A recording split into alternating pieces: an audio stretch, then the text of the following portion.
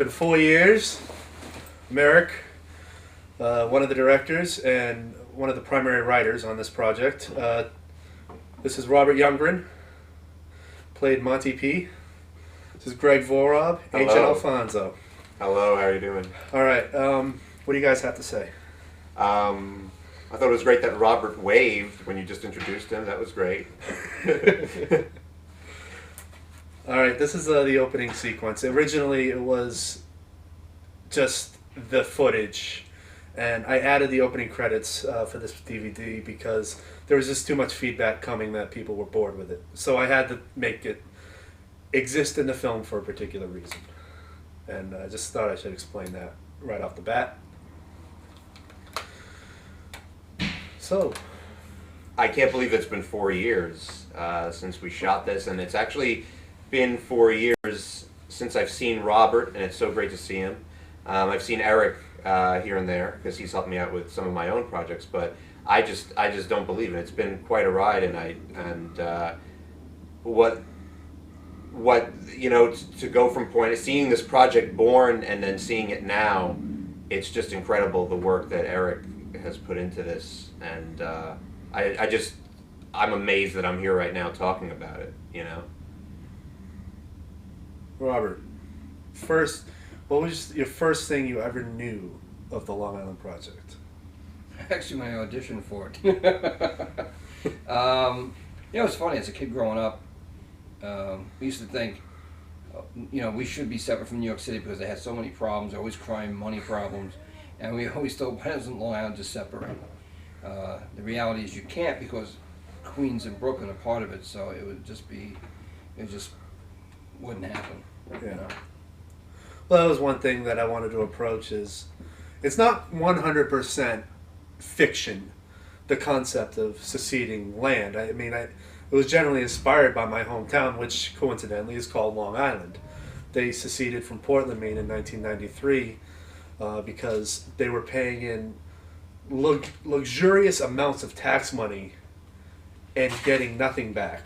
I mean, the trash pickups were very scarce, you know, and so... I think you see me walking by here. This is that's good. That's a good thing to point out. That was just sort of a foreshadow we thought of on the day, because this was the same day we shot the end, actually, I believe. Oh wow! Yeah. Because we shot all the locations at the same time. But going back to the idea of secession, in fact, when Rasputin here, Chris, turns on the TV, the documentary he's watching about secession, it's just footage of my hometown from a helicopter and me voicing it over. Oh, nice. And you'll see that very shortly here. But, you know, talk of Long Island, New York, seceding from the state of New York has been going on for ages. As well as, I think, joining New York City was going on now. I don't know about that. I mean, when I researched it, there was more, we want to get away from these people than there was, we want to be closer to these people. It was more like, at the time I was researching it, people just didn't want anything to do with it. So, who knows what exists now? I have not researched the concept since researching this for the script. But this was, at the time, the other director on this project was Frank, and this is his parents' apartment at the time that we shot. And they were in the process of moving out, so we had a pretty empty space to work with, I vaguely remember. And there's also footage from my previous two movies. There you are. Yeah. That was Hero for a Day, it was when I turned my face, and then the movie before that was 16 Stories, which are both also going to be on DVD eventually. Awesome. And that's my hometown from a helicopter. Very nice. Yeah. I have to say, it was well shot. I heard you. Yeah, and you definitely see your Eric, your talent as a filmmaker and a cinematographer, because you were the primary cinematographer for this. Yeah. Yeah. And well, you know, I credit the camera. It's the best camera I've ever worked with, and I wish I still had it. It wasn't mine. It was borrowed. And it was the European edition of the Sony VX2000. So, I mean, I don't know how big of a difference the footage would have been if I shot it with the American version, but I mean, it was better than any camera I worked with at film school. There is Kevin Gall, who I never met. I believe I was supposed to meet him. Well, Robert never met Frank. Oh my God, that's true. That's true. I never met anybody. You never met Anna either. Anna was a key player on this. I only met John Tully, and you, and Greg. that's it. That's it. That's it. That's it. I met 4 people. That's it. Yeah, that's really funny. And you were only in one location. And that was. It was a great day, and it was a hot day. It was a hot day. We'll talk about. I guess we'll talk about it more when we get to that scene. But scene. it was me, Robert, and John and Eric actually really just having a great time. And I don't know if you put any of that extra footage. Any of the other was great stuff. But I know I was in a guillotine at one point. Oh, that's gonna be on there. There's no way I cannot include that. That was fun. Oh, you're going to that museum. Yeah, that was fun too. Yeah. I forgot about that. It was some really good. I had a good time doing that. It just was really hot, and it was a long walk. Yeah. Believe it or not, this is one of my favorite shots. This is a great. I really do like, a 2-person shot and keep it there, but for some reason I just really liked how it worked out. We put a red light in the back, and it's really not that. It's sort of the blacks aren't as pressed as I would have liked them to be. It's more of a technical thing, I guess.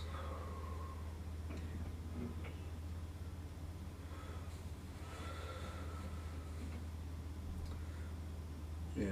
What would you change in this sequence if you could change anything? Well, for one, had we had time, I would have forced Chris to memorize his lines. Right now, he's reading the script, which is taped to the monitor. If you notice the pan in the beginning, you see tape over the monitor. That's because we scotch taped the script onto the monitor. And because the monitor wasn't working, we had to put a light in front of that to put the glare on his glasses. Oh, that works. It really does work. Yeah, it sells, but most of this is not what I wrote because he couldn't he couldn't gauge the script fast enough, so he had to kind of improvise. How long did you have the script before you shot? Same amount of time as you guys. I mean, we auditioned in May, I believe, and we started shooting we auditioned early June, and we started shooting in July. Of 05. 05, yeah. So, and, well, how did it come to be that Chris Diaz here is the lead? How did it come to be? Well, we casted... Chris Diaz got the part? We casted a very awesome actor who had been in a lot of stuff. Forget his name. Yeah, to play Rasputin. I forget his name. Yeah. He had been an underwear model. His resume was awesome, and he dropped out 2 days before. Wow. And so Chris came in as an emergency audition. We're like, look, if you show up every day, we can work with you. And we got what we got. But he was pursuing acting at the time? He was experimenting. Okay. I haven't heard from him since, so I can't Have elaborate. you looked him up? I can't elaborate for him. Is he on IMDb besides Long Island? Does he have any other credits? This is his only credit. So he probably dropped out. Yeah, well, I don't think he was totally secure with the idea of being an actor. But I can't. But I'm putting thoughts into his head, and I shouldn't be doing that. This is one of our first effect shots. Actually, it is our first effect shot, and people won't realize that. Got the character's name on the bank in Syosset. Yeah. Because we wanted one of the characters to be a financial whiz, and he owns a credit union. So this is the first effect in any of my movies. Looks good. Yeah, it sells good. itself. No one's gonna. Nobody's ever noticed. You wouldn't notice, no, unless you, like you said. Which is why it should have won an effects award. I think. Well, the guy who did the effects is Joe DeValario or Davalario. I'm probably killing his name, but he's done a lot of big stuff since this, and rightfully so.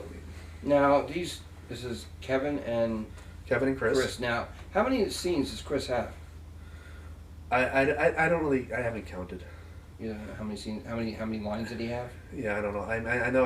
It was a major role. I mean, it was a major role. Originally, it was bigger. I sort of, in the process of editing, you never know what's going to happen, and it's turned out that Kevin Gall's character has wound up with the most lines and the most significance out of the two characters, which is why I ended up giving Kevin the first bill. But originally Chris was supposed to get the first bill, but that usually goes to the main character with the most lines, and I had to give it to Kevin. Yeah. I think Kevin was more relaxed Yeah, he sold it better. Well, I mean, if you think about Chris's mindset going into this, he's never done it before. He wasn't given the full script, and nobody was given the full script because we couldn't afford it. But all he had was his sides, and that was it. No training, no experience. So if you think it's just and you really got to hand that to him. Yeah, you really got to hand that to him. All it is line reading, and for that, it's not bad at all. You have to think about what it is that you're judging. Also, I'm not, no, absolutely. I have not. No, I've never criticized him. I just think. Well, a lot of people have. It could be there's a lot of criticism on the IMDb site as well. Really? Yeah. What was the problem with people is they're comparing it to movies like The Dark Knight, and you have to judge it for what it is. It's an independent film that's had more problems than any film should have. I'd love to call this the little movie that could. Yeah. Exactly. That is the Long Island Project. Exactly. I'm going to talk a little bit more about that later when my scene comes on. This scene is actually one of the few scenes with them together that was script, dialogue for dialogue in the script. I mean, I remember Chris, and he wasn't a bad guy at all, and you just gotta. He really was trying. Yeah. He really was. He really was. Anybody who winds up in the movies, in all the scenes that I intend them to be in, is okay in my book. Yeah. And the criticism he got was really unfair. What type of criticism did he get? What was the worst criticism? Oh, that he destroyed the movie. Oh, come on. Yeah, absolutely not. Absolutely. You know what? I think Hayden Christensen destroyed the Star Wars prequels more so than Chris Diaz. Well, I think comparing Chris Diaz to Hayden Christensen is even a worse insult. Yeah. He wasn't that For Chris. For Chris, I think. Poor Chris. Yeah. This poor guy. Yeah. He's not even here to defend himself. I wish he was. I emailed him. I didn't get a response. I really don't think he was as horrible as people make him out to be. He did not kill the movie. The movie held my interest. I thought it was. Yeah, well some actors intrigue people more than others, and that's the bottom line. Right. And there's nothing you can do now. And now, if you take presence-wise, you're right. Kevin's got has more presence. Yeah, but Kevin definitely. has experience. He's been in commercials. Right. Oh yeah, this is we shot this from Jersey. This is the introduction to Jack Moran. All right, let's get on Jack. Jack has been a key player with this Norcross Media growth, as has Robert, and hopefully you're going to get more involved in the future here. All you got to do is ask me. Yeah, that's all you got to do. I know. I'll ask. Second the biggest special problem. effect, the Moynihan building. The Moynihan building. I love that. Was the Pan Am building. Then it was the MetLife building, and now it's the Moynihan building. Let me tell you something forever. About Jack Moran as a fellow actor and working with him too. He attacked this role with gusto. He was Conrad Moynihan. Yeah. He was so fun to watch, to work with, and watch him go in there. And that's just my opinion of Jack. I have nothing bad to say about Jack. Nobody does, but I want to say two things. Yeah. The back of the clipboard has a sticker on it, and she's deliberately covering it up because I couldn't get it off. It's WCOIY. It's a radio station in Portland, Maine. And the other thing is, this guy Chris didn't come with the suit, so he's wearing a T-shirt with his band's name on it. Oh, so I just told Kevin, all right, strip down to a T-shirt, and you guys will just come casual. Oh, So wow. in real life, they wouldn't have gotten this account. They wouldn't have gotten Conrad's support. But it's. The movies are meant to, this is how I'd like to see the world. Yeah. Right. Easy. So those must be effect shots. All the golf balls are effects. That's really cool. I'll tell you, I really like the city shots. You do it. Well, I'm Terrific shots. actually, the other two people I worked with on the project actually commented, dude, you got a lot of the stuff with the city in here, and I'm like, I came to New York to make New York movies. Right. I want to shoot the city.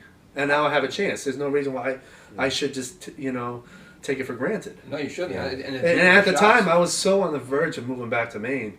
I wanted something out of this whole ordeal. And it's great that, and I think I love New York-based filmmakers because the New York mentality and the LA mentality is completely different. Oh, and, yeah. And, I was just in LA. I'm not going to say anything bad about LA. I will. But Eric can. But, there's no reason in the world to for go me- there actually to Make movies. or Yeah. make it as an actor. You Yeah. can make it right Yeah. here in New York City. The thing about LA for me, when I was there, I went there for 2 weeks, and after being there, I tell people I was stuck there for 2 weeks because it was so uncomfortable, and the biggest thing I didn't like with the people there is just name dropping after name dropping after name dropping. You don't hear that as much here. And that's the thing that annoyed me. But let's forget about trashing the West Coast because we're going to start another war with them. And no, we don't want to do that. I didn't say anything bad about LA. I want to make a record that I didn't say anything bad about LA. For the record, I said nothing. And we'll continue. I'll tell Not a you. word. I'll tell you. I've been harassed by a lot of their you know, the people, the security who runs their buildings in their financial district, for photographing the buildings, which is kind of ridiculous. And I got an apology from the mayor of Los Angeles about that. Wow. So that's pretty cool. So this was filmed at Hunter College on Lexington Avenue. That's where, and this was, I think this is the BQE. These skyline shots were the BQE. Had you said, or am I mistaken, please correct me if I'm wrong, that Jack was just getting into acting at this point as well? Yeah, he was.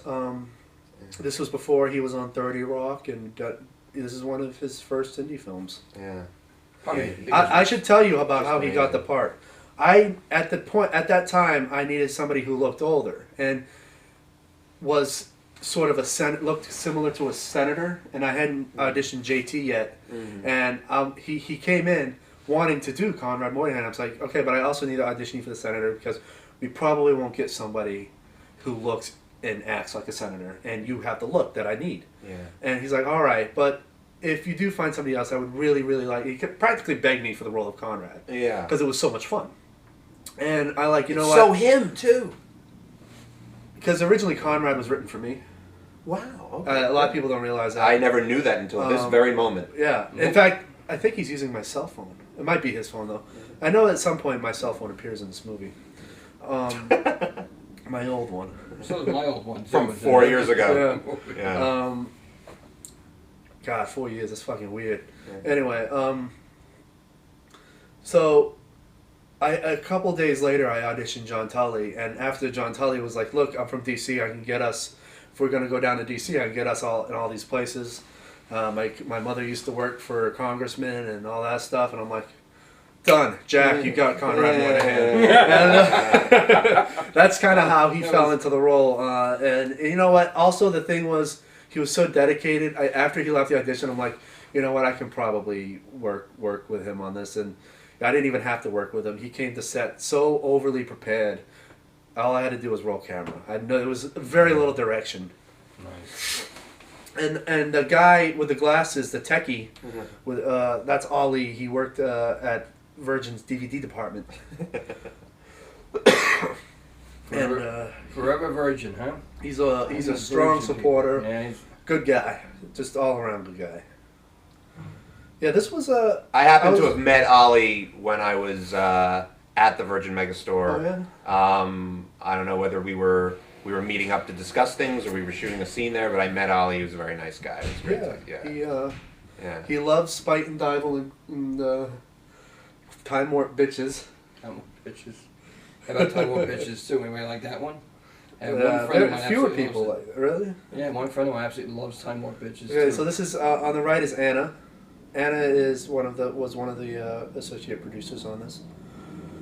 If you notice the flickering of the lights, that's because I knew absolutely nothing about shutter speeds when we were shooting this.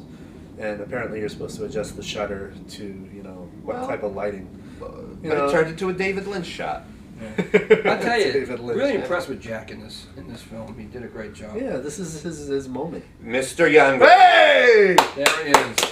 Monticello. And I love the freeze frame, black and white, the title, The Gangster.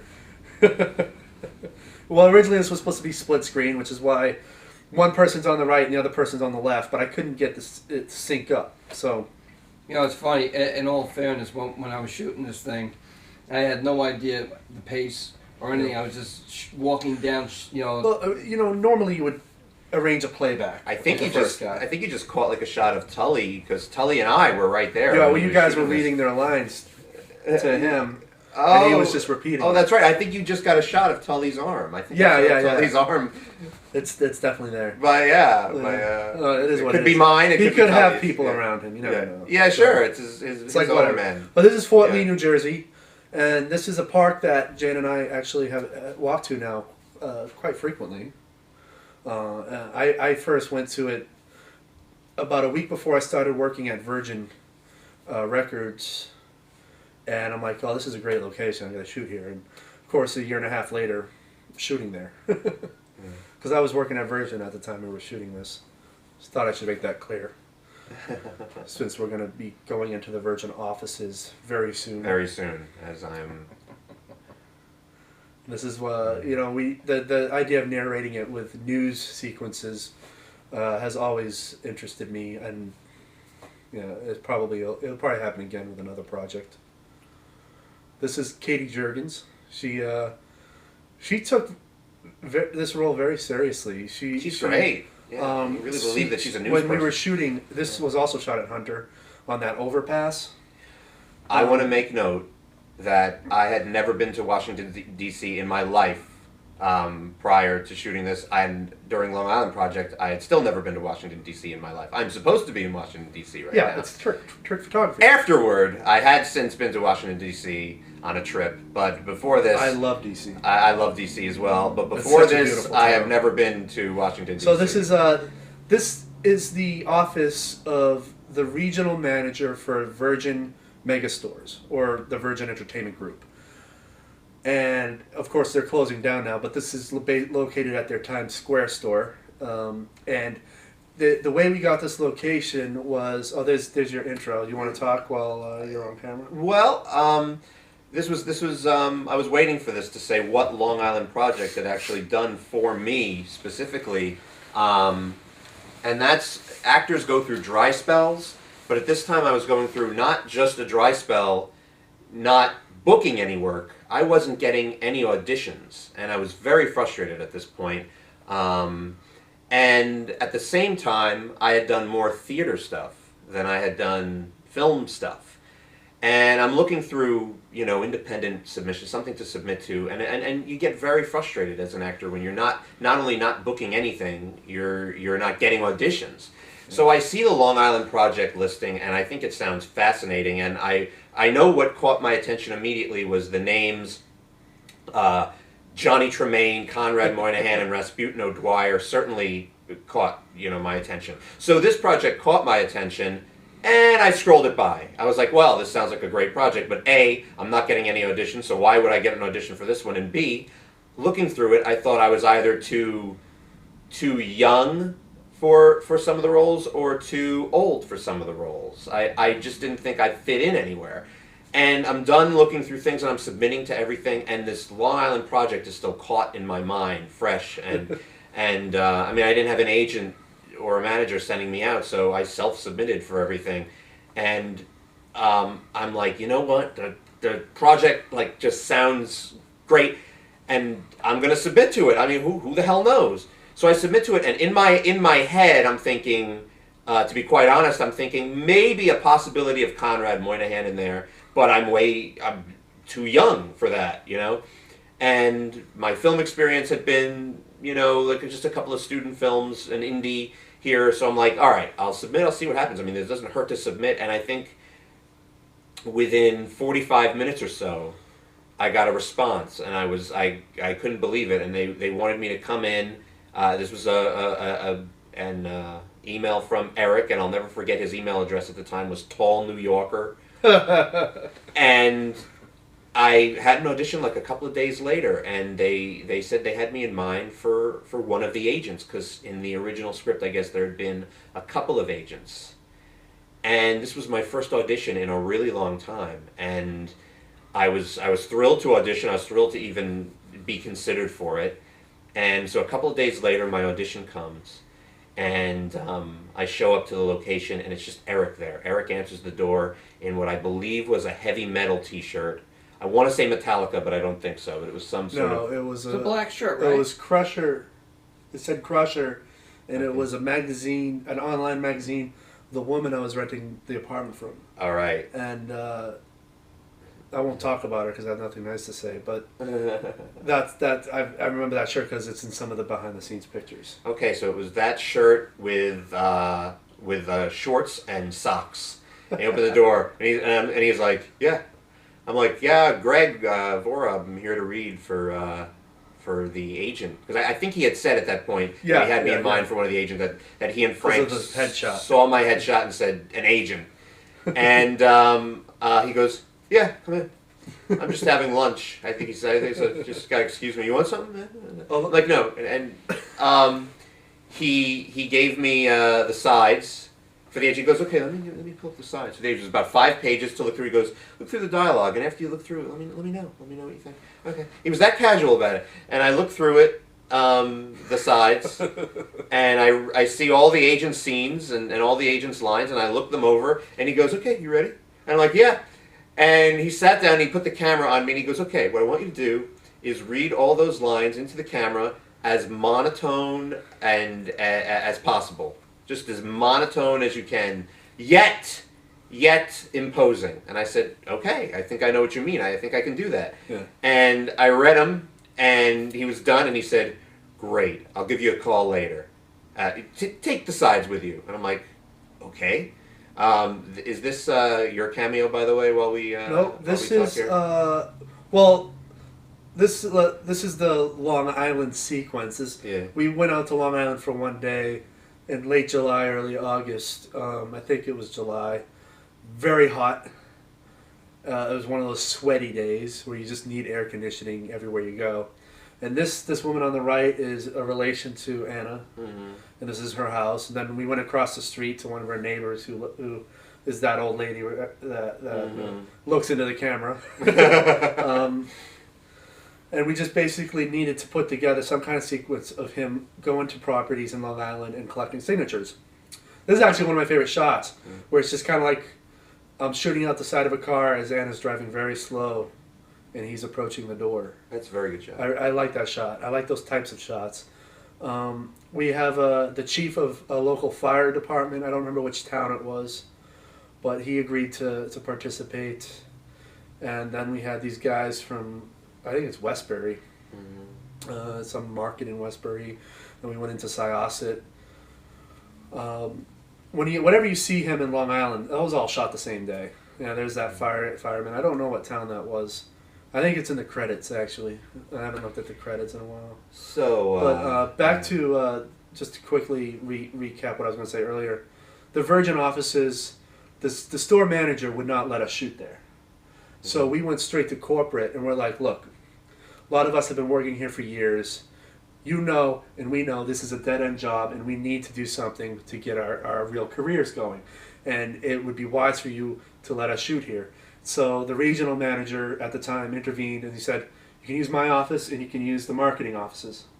And I'm like, "Okay, good." So his office was John Tully's senator office. There you are. There I am. This is a great cameo for you. And the marketing office, which is where Anna was working at the time, was the office of the Brooklyn Borough president, played by Sharif McIntosh, who we'll see him again.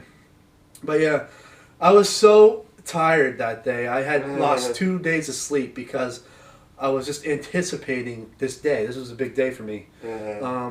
And that's primarily why I was acting really kooky. I loved it. I like this shot. This shot. Yeah. You know. Anyways, just to finish, he gave me the sides and he said, I'll call you later. And what his intention was just to show my audition tape to Frank and get Frank's okay. Just he didn't want to go ahead and cast me without talking to Frank. I did that to everybody. And what you did to everybody. Was there really a Frank? Frank saw everything. Did he? Yeah. I never given me Frank. Oh yes. Well, I was sitting with Frank. If you saw, I acted with Frank on here. Yeah, he's next to him in the office. And John Tully refers to him. Okay, thanks, Frank. And then he hangs up. Oh, okay. Eugene, I believe, was his name in this. But he also says thanks, Frank, on the phone. Oh, okay. And then he's like a mysterious guy nobody knows. I got the. He does exist. I did. So this is really Henry. You should talk about this. As I have to talk about try this. to finish my story. We went to D.C. at 3 a.m. and we came back to New York 6 p.m. Wow. That, and we didn't sleep a wink. We went to D.C. for an entire day. We shot all this stuff. We walked right into Congressman Hyde's office. He was a Republican congressman from the 6th District in Illinois. And, he's really not the greatest of politicians, but he's a good guy. This is the guy that went after Clinton for the Lewinsky thing. So in my book, on that note, it's just like wanka. But on the other hand, he's such a sport. These strangers are coming in with camera equipment. We're like, we want to do improvisations with you.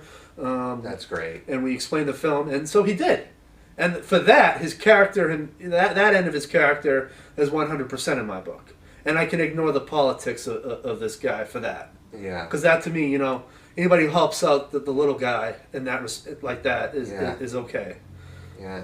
And he did pass away, unfortunately. He passed away about 1.5 years after we shot this. Yeah. Yeah. So, I get the... And... Well, so 1 second. I just got to throw this in. Jack Moran is getting married, a.k.a. Conrad Moynihan. He's getting married to a woman whose family has also worked for Henry Hyde. Wow. So not only is JT connected to this guy, but Jack Moran's fiance, her family was also connected to Mr. Hyde. So that's just something I should throw in there. What were you going to say? Like that night, that evening, I got an email that Frank had saw my tape and just approved it. You said he was like kind of very happy too. We approved it together based on just how you looked. Yeah. Because anybody, I think for the most part, is able to just talk monotone, and to me that's like the easiest thing to do. But not everybody has the look that we needed, and you had that. So. And so since then, and I have to say, so I had done very little film before the Long Island Project, and then I came into this, and I spent it was 4 or 5 days that I had to shoot. Eric and I had compared my character to the Darth Maul of the movie. It's my second Star Wars prequel reference, which is really scary, but we did. We referred that, I was kind of doing the Senator's bidding, and you see me, very few and far between scenes in the beginning and the middle, and then, of course, the end. Well, you were there for 4 days, but they were so spread out. Yeah. And there was a day you were there that we didn't end up shooting, and I remember you were kind of pissed about it. I was really just like, at that point... Did I seem pissed? You wanted me to reimburse you the travel costs and stuff, which I couldn't do at the time. But I told Frank, I'm like, we kind of fucked up.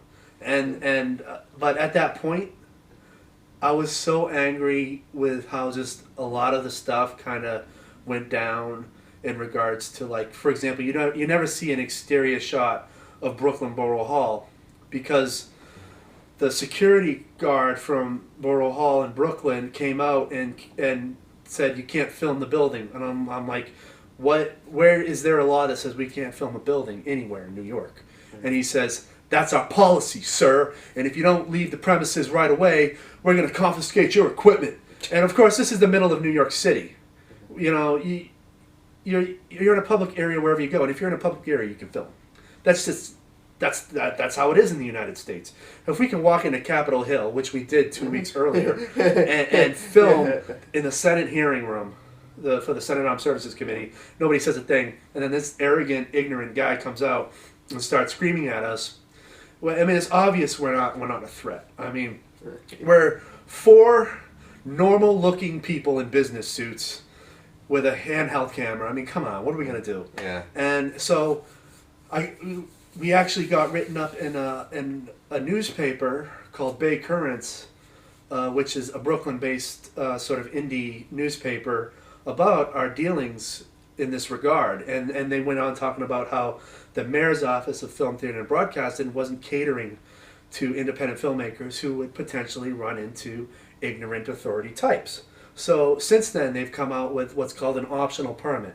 And it's a permit for people like us that don't actually need permits, but it's just a way of getting these people off our backs. So that's what we are now using. And I just thought I'd say, give a thumbs up to the mayor's office for realizing that most of the film business that they're going to get is going to come from independent films, especially now that they have this new permit. This is the big moment where Robert and I are on camera together. There you go. This is one there, buddy. This is one of my favorite scenes. This is like the most official looking scene I've ever shot. Love the colors. It's just so vibrant. Yeah, it was hot as hell that day, dude. We sweat. We were hot as hell in All those right, suits. Robert, you haven't talked much, so why don't you talk about this day? And see, we just got done walking with the GW Bridge, Yeah. and was it 95 degrees? Something like And we're all wearing suits, and it was like nothing to drink. And I remember and none of JT us was had anybody irritating. rope broke. Yeah. And I was like, well, "How are we getting over there?" And you're like, "Oh, we're gonna walk it." And I'm like, "Oh, come on, man! Yeah, we're gonna walk it." Well, you know, JT, I remember, was the most irritated, and he's, you know, he was holding his cool though. He was, I can't put thoughts into his head, but I sensed that he just wasn't having a good time. But he held his cool. You pulled through. All of you pulled through, and this is now like one of my favorite scenes in the whole movie. I love when I hit Uncle Beach and I slap him on the face. Yeah. I thought he wanted to kill me. Actually, I don't think he liked that at all. But This scene, I borrowed a lot of dialogue from other movies. There's like there's like talk like, oh, they'd be all over us like a cheap suit, you know. That's an Al Pacino line, you know. And just like I had to make one of those sort of official dramatic scenes, and so I just started taking elements from all over the place, and you guys pulled it off nicely. We should mention that my name was just the agent in the script, and it was actually John Tully that improvised a scene by calling me Alfonso, and that's how I became Agent Alfonso. You're credited as Alfonso. Yes. And you are now Alfonso in real life. A lot of people call me Agent Alfonso. According to the state of New Jersey, you changed your name. Yes. Alfonso. And just to be a part of this movie, I mean, the small but pivotal role that I had really broke me out into film, and I started to get, after this, I started to get more auditions, and Good. I don't think I would have been able to produce my own projects. It was really Eric and Frank doing this and watching them do this out of pocket that inspired myself and Dan, it's Dan Conrad, my production partner, to produce our own stuff. And not too long after the Long Island project, well, we started with Where There's No Will, which was the play that we produced, but then we're like, I went to that. and Eric came to see that. He got a industry pack of that. He was industry ticket. And after Where There's No Will, which was a theater which we were all experienced in, Dan and I were like, why don't we try to do film? And not try to do film, let's do film. And it was because I saw it before and knew everything that Eric and Frank went through to get this produced. We were able to do it with our projects, which were since on FunnyOrDie.com, and that was the Power Time show, which is a completely different story altogether. I'm not going to talk about my own stuff, but basically now my production company. We basically motivated you and showed you it can be done. That you can do it. That it can be done. It's not. It's never going to be easy. Exactly. I mean, taking a camera out and shooting anything is easy, but you really have to have it mentally organized in your head in a form that you're able to manipulate it at the drop of a hat. Because this is not the movie next to the script is definitely not the same thing. Yeah, exactly. Because every day, that whole summer of 2005, I get a call from Frank or Anna or anybody else. Well, we got a problem. We got a problem. Always. It's problem after problem after problem. Now, this is not uncommon. Hollywood deals with it all the time, but they resolve it with money. When you're paying it for this movie check to check, we're also. I'm paying rent. I'm paying for my food. I'm paying, for my communications costs and all that. What do I have left over is, $20-$30 to go towards a movie. So what we did was we scheduled, to get around this, we scheduled the shoot days for Wednesdays and Thursdays, and I made sure Human Resources gave me Wednesdays and Thursdays off for that whole 3 or 4 months. And then, because Virgin paid me every other week, those pay periods where if I had already paid rent for the month, then I would schedule the days where I know I would need extra money on those pay periods, and I could have it deposited to my account on a Thursday. What was the most expensive thing to make in this movie? What was the biggest expense? Yeah, well, travel costs were up there. Who paid for the trip to D.C.? You paid for that? The transportation and all that? We all contributed to gas. We borrowed a car, and Frank drove us down. Oh, nice. We also had food on some of the days, like during the Senate hearing, there was food. Any day where there was more than 2 or 3 people, we generally tried to contribute some kind of food. Right. It's hard to do. But it was really hard to do. It's not easy when you have to survive as well. Yeah. This is a very interesting scene, Eric. This and is I an applaud you for this scene. And is that Mrs. Tully? Yeah, and if you look at the blooper reel, you can see her hitting on her, as if she's his secretary. I know that. I've seen. This was a very awesome penthouse he had. He doesn't have it anymore. They recently bought a first floor condo, which is also very nice. But look at that view. Yeah. That's his. He could just go out there anytime he wants and have a cup of coffee and look at Union Square, or is that Union? Yeah, I think that's Union Square. And then he can look downtown. And so I'm like, well, John, you didn't tell me about this before. I'm getting the camera. We're going to shoot some stuff. Mm-hmm. So we shoot him with the skyline yelling at you on the phone. Yeah, and that's what. And Robert and I can talk about how none of the actors received the script. So the way I approached it, we only got our sides. We only got where it was. Everybody only got sides right. for financial reasons. Right, and so for me, this was the story about an agent who was given orders and had to go do something, and I did it, and that was where I approached it from. We wanted everybody to consider their sides part of just a short film. Yeah. This infomercial of John Tully, I should say, took about 10 takes. You'll be able to see the takes on the other disc. But after we were done, there were German tourists nearby who were like, "That's the real senator. That's Senator." And so he comes up. He's like, "Hey, Senator Deakins, New York." And he starts apologizing about all the political international affairs that the Bush administration got us in. He's like, "I want to apologize. We're currently working to get us out of Iraq and blah blah blah blah blah." It was really, really funny. And they're like, "Oh, thank you. We know New York's very, very good." And we were trying our best not to crack up, but it was really, really funny. I re-edited this scene. I haven't shown you guys any of the edits. I would like to add that I was sitting just right over to yeah, you were in the Jack. corner. I was in the corner right there because we shot the other scene here just now. And this Yeah. is where Jack delivers that great line. "I have 2 words for you: fuck you. and you." Well, this goes back to we shoot everything in the same location at once, so we don't have to go back to that location. Yep. And that's one thing that will make independent filmmaking easy for everyone. If you can't afford to keep trucking people back and forth, figure out all the scenes you have that takes place in a single location and shoot them there. And if you have another location that's similar, turn the camera around and shoot the scene facing the other way. Mm-hmm. You know what I'm saying? It's just like that's. Yeah. It seems like you're cheating, and I guess you are cheating, but it's about surviving and just getting through. So this is one of my favorite scenes. In fact, this is a scene you can also see on IMDb. I re-edited it.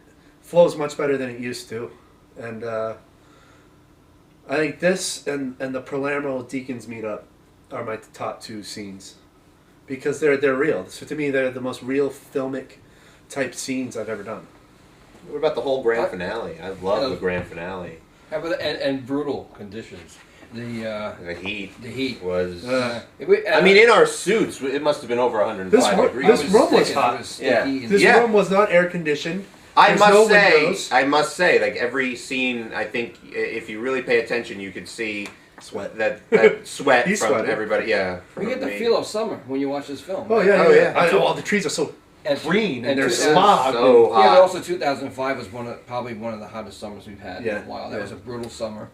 And you're right. And it's funny because this film here, I wanted to do it really bad too when I read what it was about. When you read, I really wanted to do so it. fascinating, this is like such a cool thing. Yeah. In fact, I think I nagged Eric about the part. Oh yeah, let me know. You had an awesome audition. I wish I still had a PAL camera because I want to put some of the auditions on the DVD. I don't know if I'm going to be able to do that. I really played But it. I really liked wanted, your I audition. wanted to play it like a real gangster because Yeah. I'm an Irish guy trying to play in a tank. And I'm like, this isn't going to work. But I really wanted to do it, so I went in and I gave it 100%.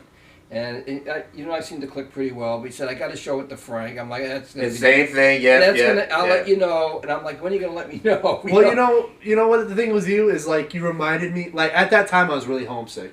And you reminded me of, like, so many people from my hometown. You know, just, like, a guy who just wants to work, and you're you're just very real.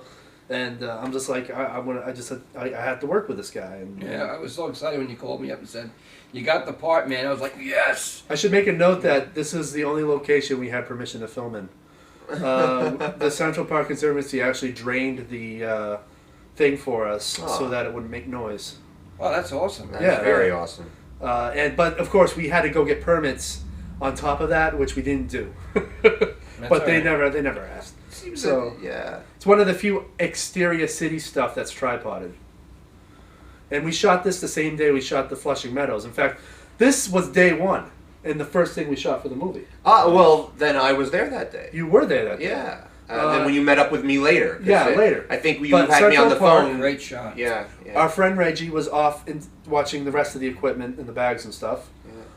We shot this as quick as possible.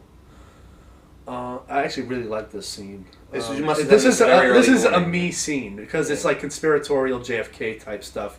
Yeah. And then we went on to the 7 train and we shot out to Flushing Meadows where we met with you. Yeah, And and I we was shot pretty the- familiar with that area Yeah. because I had lived in Flushing. Ah, yeah. So. This I have to talk about this shot. Yeah. The John Tully in front of the podium with the movie with the television cameras. There was some kind of political thing going on with the environment while the day we were in DC, and I'm like, John, I'm going to get in with the press, and I want you to go to the podium and pretend you're talking to them. And so I got in behind the press cameras. Oh, you lucked out. Yeah, You and really he came lucked up out. and he started doing the motions. And then one of the producers from NBC or CBS, one of those networks, said, "Listen, Senator, could you please speak into the microphone a little louder? We need to do a sound check."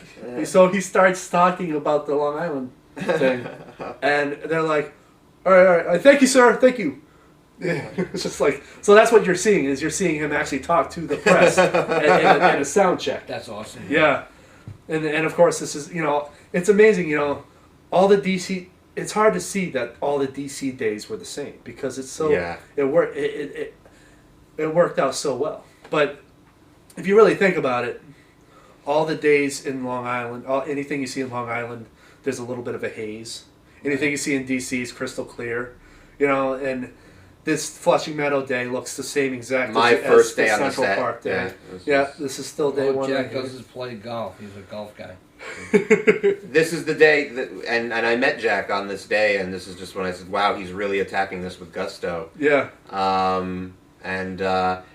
This was the first. It was so easy for me to get there. I lived in New Jersey. I still live in New Jersey, but it was so easy for me to get there because I had just lived in I grew up in Paramus and Flushing because my father lived in Flushing. So I was very familiar with this park and with this area. So it was I pretty tell you, easy first day for me. I love this park. It's a great park. Except for the planes. The airline noise was just chaotic. Yeah, that was tough that day. And watching this, this is some of Jack's best work. It is. I wish I had to date. taken a little more time with it. I wish, especially with the editing and the audio editing, if I had what I have now, this film would be pristine. Even I like it the way it is. I'm releasing it the way it is because I'm comfortable with it. But I just I think about what I have now at my disposal. Imagine what this film could have been, and that's the reason I didn't change it too much. I added a few sound effects. And I cut some of my favorite scenes a little tighter. But I didn't change it as much as I originally wanted to because I want to illustrate that this is what this film is. It represents an era. Right. And the era Of indie filmmaking. of indie, 2005, 06, I finished it in 06. This is what we produced in that era. And I didn't want to change it too much. Also, some of the things that you lucked out with. you can never duplicate. Exactly. You're not going to get a Henry Hyde. You're not going to get another scene that actually be on camera. So it's not worth remaking. I wouldn't remake it. It's fine. I don't know if you noticed the last shot. He hits the ball. It doesn't go anywhere, but drops. he looks out like it did. Works perfect. It does work. It's a golf night. It comes across. Greg is the stiff in the suit. Man. Actually, this is also killer, one of my favorite scenes. This is my third favorite scene because it's sort of like got that official, we're here to subpoena you, and the handover worked so well for me. Have a nice day, Mr. O'Dwyer. It's chilling. Great. It's great. You do play a really good. Say it again. Have a nice day, Mr. O'Dwyer. That that should be one of the taglines for the Long Island Project. Have a nice day, Mr. O'Dwyer. And for this, the work. Secession is my profession. Yeah, that was an improvised line. We'll talk about that later. The succession is my profession. Not succession. Oh, secession. You said that in the movie too. Did I? All right. Yeah, secession. Secession. Yeah. I left it in the movie. I thought it was funny because it makes DC look a little hypocritical. DC not hypocritical. Nah. DC and hypocritical. Are you kidding me? Absolutely, so real. I love DC and being in DC, and it's funny how some of the most evil people in America are right there in this beautiful amazing. City. You're so comfortable there. You're like, this is so awesome. It's easy. It's like the easiest version of Manhattan. And on the other end, it houses some of the dumbest motherfuckers in the country. And it's an interesting balance how it works. How many days did you work on the news feed? Was that all shot in one day? That was shot in a half hour, maybe 45 minutes. With Katie Jurgens there? Yep. Oh, yeah. That was one of the latter, during the latter part of the shoot. Well, DC was one of our last days, actually. I think we shot it slightly before, or maybe, I have the production book somewhere, so I could tell you, when was where later. But even on the dates, you can even tell us dates. Yep. Because that would be so interesting. And I marked, on some of the bigger days, I marked the exact time in the day when we wrapped certain sequences. Luckily at the time, I had such an awesome boss. Oh. Can I just please intervene? He was walking up the steps of the Capitol, and he was dodging a security barricade, and for the camera. Yeah. And he, basically, right before I cut, or right after I cut, he gets intervened by security and gets kicked out. That's so lucky. I give John Tully credit for of course, we're back at Hunter College for the interiors. John Tully is a DC boy. He really, and he knows the ins and outs of Capitol Hill. So for this project, he was definitely the man for the role. He was the man for the role. Yeah. And he really enjoyed the fact that the PA system in this room worked. Yeah. So when you hear it's amplified, it's because it really is amplified. Yeah. And there was a class that was supposed to utilize the room, and they saw our production. They saw it was relatively big. They're like, oh, well, we don't want to mess with these guys. And so this professor had to go find a new classroom, even though we were there kind of illegally. That's really cool, too. What were you going to say before I intervened? No, I was just... at the time, I wanted to say something about JT, but I interviewed... Just at the time, I had a really cool boss. You gave me all the dates that I was on call, and I gave them to my boss, and he was like, okay, fine. Yeah, that's cool. Yeah. And that's what it is when you're an actor. The thing about my company at the time, Virgin, is this was before they became really uncool. They were giving, at the time we were shooting this, they were giving out bonus money to the lowest guy, which no store does that. If you were cleaning, you got some of the bonus if they made plan. And like right after this, there was a change of administration. There was no more bonus for the little guy, and it became stricter. If you needed to manipulate your schedule, it became a political process. And so we made this film just in time. Yeah, absolutely. And then with JT, I mean, he, like Jack, just attacked this role with gusto. Yeah, this is his first role. The thing is, in New York. Well, the thing is, but when you're talking to John as John and not as Senator Deakins, I still to this day don't know whether or not that is JT or he stays in character while he's on the set. I'll tell you what JT is. and here we go. And you can, JT's gonna love this. I hope, or he's gonna dispatch you to get me. You look at the blooper reel, and there's a shot of him wearing sandals and a business suit. Right.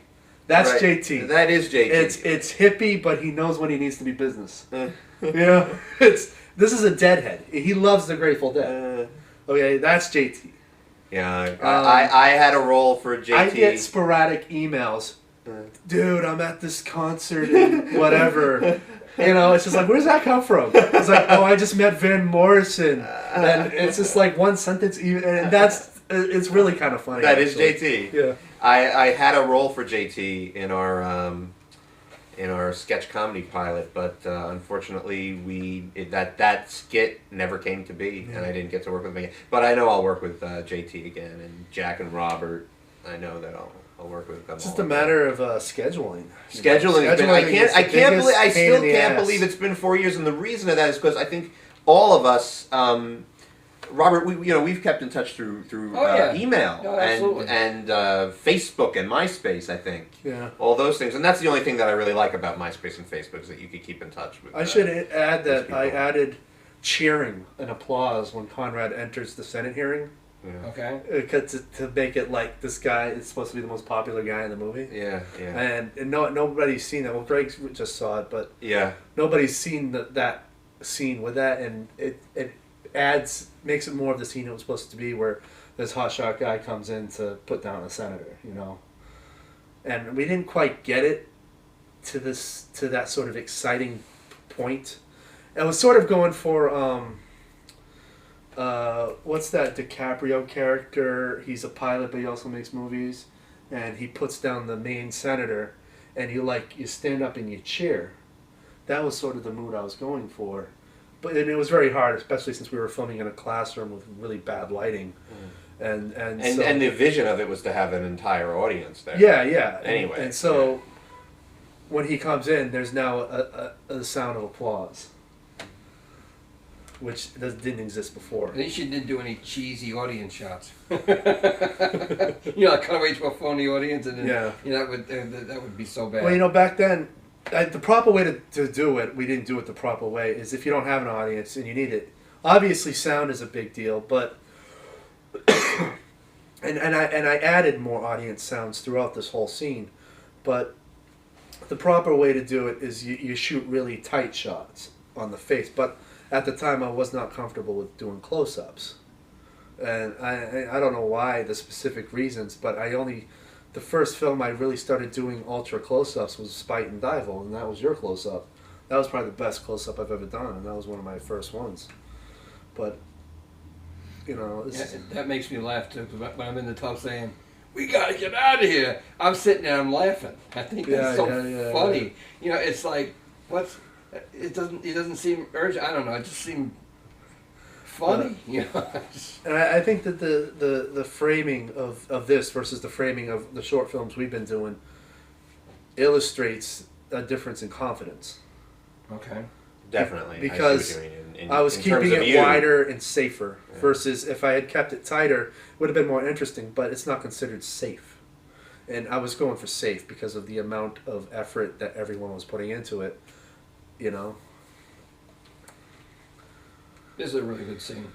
I like it. Yeah, a lot of chemistry, and you could feel the tension. It's really well done. You notice she changes her shirt depending on the day. So, shirt she's wearing now, she wore before the Senate hearing because it's sort of the same day or the same 2 days or whatever. But even though we shot it within 45 minutes, she would just switch the shirts out in the restroom. Now, where is this shot? The Senate. That's the Senate Armed Services Committee chamber, which is right down the hall from Henry Hyde's office. We were walking out of his office. We saw it was open. We saw it was empty. There's that one guy you could see crouched, sort of collecting cables. We're like, we're representatives of Henry Hyde. We need to shoot in here. And we just shot this one take. We were out of there in 2 seconds. And this is, for me... I wanted to make a note. The Empire State Building is all red on the day we were shooting Rasputin's assassination. Yes, and I was so fucking happy about that circuit. Because I love that building, and I love the different colors. And, and the fact that they change the colors depending on whether it's a holiday or recognition. And it's red on the day when this guy is getting killed and when the whole project is getting put down.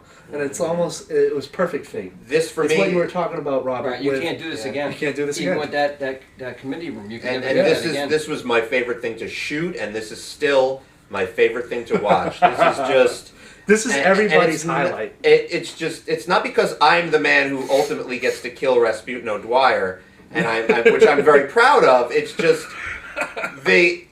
just this is where the movie just all comes together for me as an audience member. Yeah, well, that was the idea. Yeah, I wanted to make it a talkie up until this point, and in a way, it was. Yeah. And then have it kind of do a 360 to the audience. Well, now, guess what? It's no longer a talkie. We're gonna fuck with your heads now. This I was supposed to also kill Johnny Tremaine. I do want to make a note of that. This effect shot of the Moynihan building at night, my favorite. Love how it glows. Yeah, that right. green. We're bringing down the Long Island Secession Council. Now, I do have other agents on my team working with me. We just don't see. And I remember, I don't know whether it was because of time or budget, Eric, but I know that I was supposed to. Supposed to kill Johnny Tremaine. You were supposed to have 2 or 3 agents on your side. Right, and I was agent 1. It was a matter of not being able to get the participants. That's all it was. I would like to make a note that I think I'm doing an ode to James Spader in that one shot with my white sock in my. Oh God! Why do you got to mention that guy on this commentary? This is great, though. This is some good stuff right This was a little improvised. This is my favorite stuff I've ever shot. This is some of my favorite stuff that I've done, and this is ultimately. This is the highlight of the movie, man. This is the best part of the movie. We've gotten to it. We're shooting out the side of the car, speeding down a street in Queens as he's running next to the car. Yes. I mean, that doesn't get better than that. It's so raw in there. I was hysterical with that. We're going to watch him. And, of course, we're right outside Virgin Megastore. Virgin Megastore and the late, great Barcode. Yes! Oh, God. Which is now, every year during New Year's, it's a toilet. It's a public bathroom. Yeah. Funded by Charmin. Yes, it is. How much running did he have to do? He did a lot. He did a lot of running. Let me tell you, I made him run more than he was going to, and I did. I remember you go, just run. Run. Well, the reason I was kind of cruel is because he had been late so much, and he also had been complaining that day too. Yeah, it was very late. The poor guy. It was very late, and he needed to get to work at 6 a.m. I don't care. Run. Listen, I thank everybody for participating, but being late is rude to a lot of people. Who broke his neck? An agent. Who was the hands? Just an agent. Who were the hands then? Frank. Frank. But the thing is, I'm happy everybody can participate, but they have to be on time, or if they're late, 15 minutes is the tops. And at one point, he had been 45 minutes late. So I just kind of told Frank, I'm like, the last day we're going to just run the shit out of him. And we did.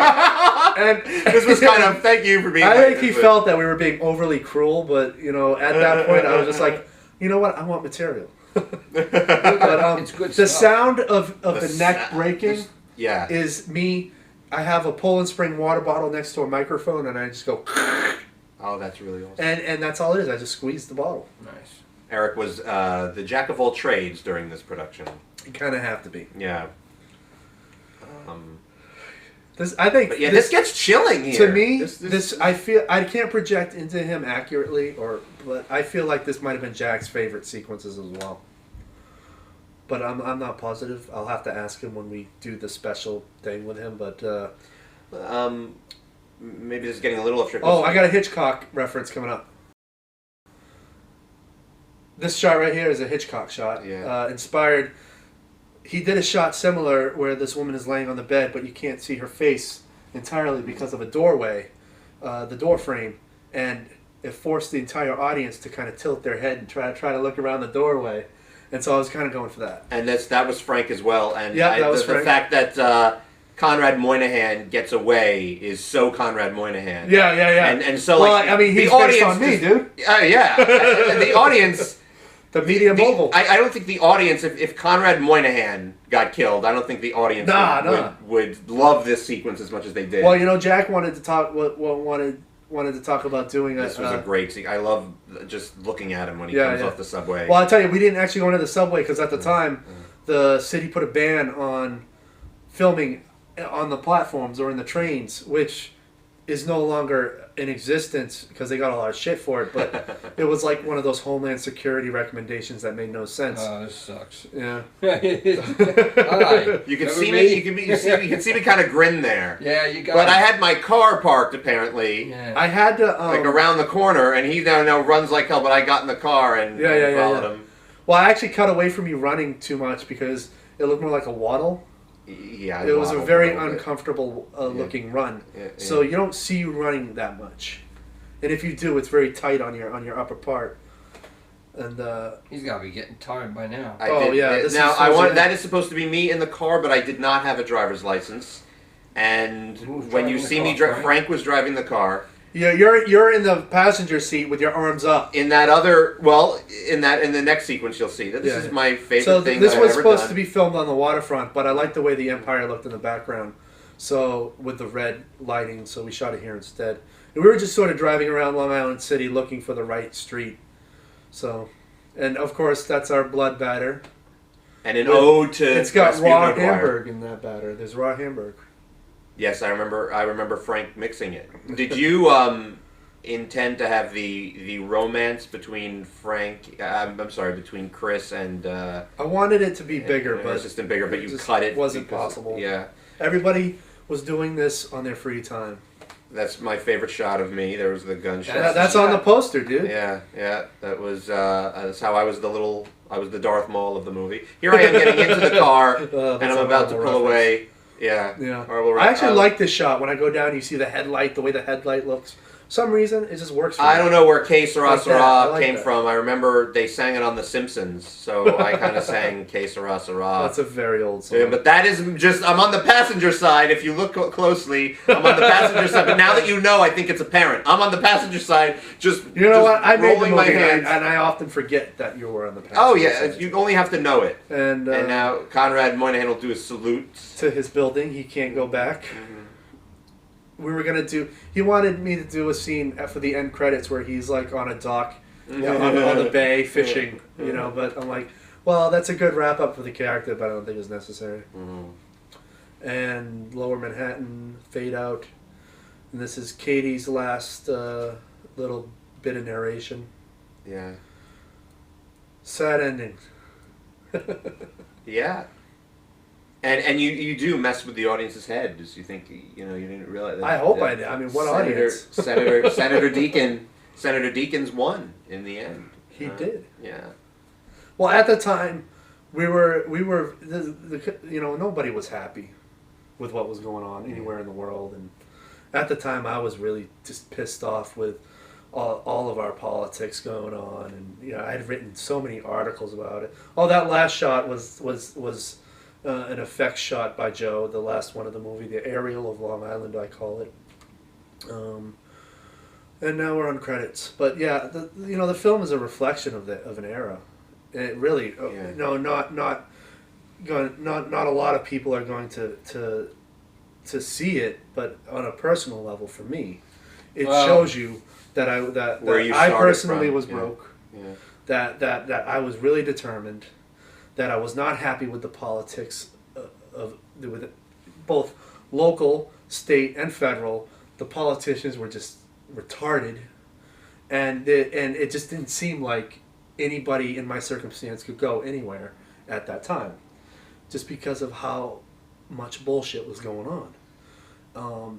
And this was an era where I was writing numerous letters to editors of various newspapers and getting published for my strong political views, and this is just another one of those products I was creating out of just an anger for the infrastructure, for the political infrastructure, and luckily things have improved for me since. I don't know about you look at the news and a lot of people are even worse off than they were in 2005, but I can only reflect on me personally, and for me. That time, even though I made one of the best projects I've made at that time, that project came out of me being miserable.